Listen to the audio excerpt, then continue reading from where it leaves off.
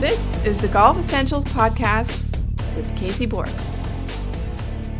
So I had an interesting question come in on Twitter the other day about breaking barriers in golf. And I think it's a really interesting question in terms of, achieving certain scores or winning golf tournaments. And so my response is pretty simple. I think these barriers are usually one of two things. They're either some arbitrary number that we assigned to success versus failure, right? 69 sounds a lot cooler than 70. So it's cool to say that you broke 70 and all that. So there's that. Or, as in the case of tournaments, it's really winning and losing is totally out of your control. You execute the shots that you can, and you could play great and lose, or play kind of lousy and win, So I wouldn't get obsessed on results in general. I would really, really try to focus in on the things that you can control and your own process. So did you execute with confidence? Did you go through your routines? Did you make sound decisions?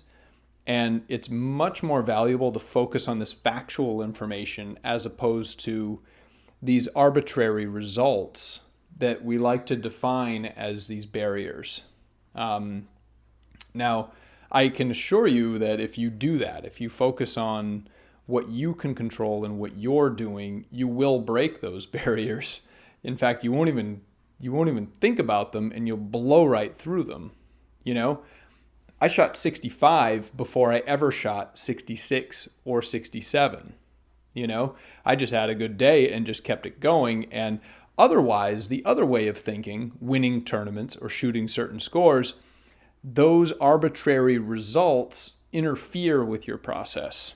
So they interfere with the execution of hitting the shots and making decisions, and you change your decision making based on the circumstances. Right? If you got to make a par on the last hole to break 70, maybe you lay it back and you play conservative, and then you make a mistake and you end up making a bogey and you're angry. And whereas before, it's a hole that you played well all the time, and usually you're just licking your chops trying to make a birdie.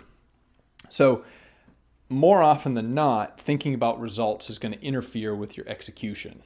So I would really focus on the long game in golf.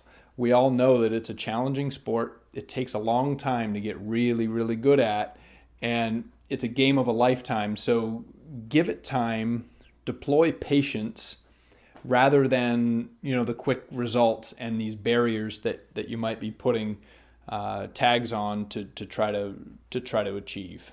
Okay? So focus on what you know is right, what you're doing, and your execution over a long period of time, and you'll continue to break those barriers. Hope that helps, guys. Hey guys, I'm all about bringing value, so shoot me all of the questions that you have, cbork@pga.com.